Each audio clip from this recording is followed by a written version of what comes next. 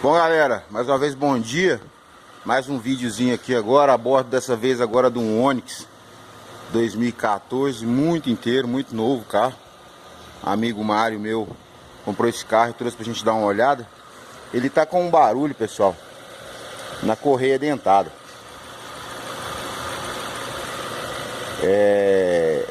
Vocês aí talvez não vão escutar, né, devido ao áudio do telefone, mas ele tá com um barulho aqui no correia dentada e talvez possivelmente bomba d'água. No entanto, esse carro foi comprado agora e o antigo proprietário falou que foi feita a troca da correia dentada aí com 57 mil quilômetros agora, há poucos dias. E o carro veio até as mãos do novo proprietário com um barulho aqui na parte da correia de sincronismo aí. Então não vai dar agora para me acelerar e mostrar para vocês, mas é tipo uma espécie de rangido, né?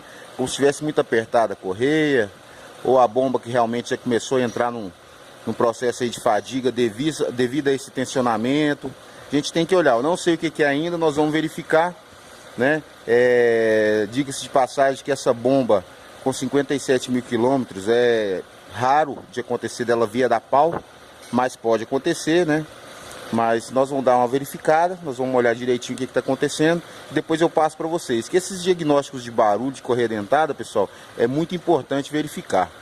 O proprietário tem sempre que estar muito atento, porque às vezes uma falha aqui devido a uma troca de correia dentada ineficiente pode te gerar um prejuízo muito grande aí no resto do motor, principalmente parte de cabeçote, né? Então a gente vai dar uma olhada, verificar o que aconteceu e depois vou passar o retorno para vocês desse vídeo também, tá bom? Então tá aí, Onix 2014, 57 mil quilômetros rodados. Vamos ver o que está acontecendo com o Brutão aí. Um abraço, valeu!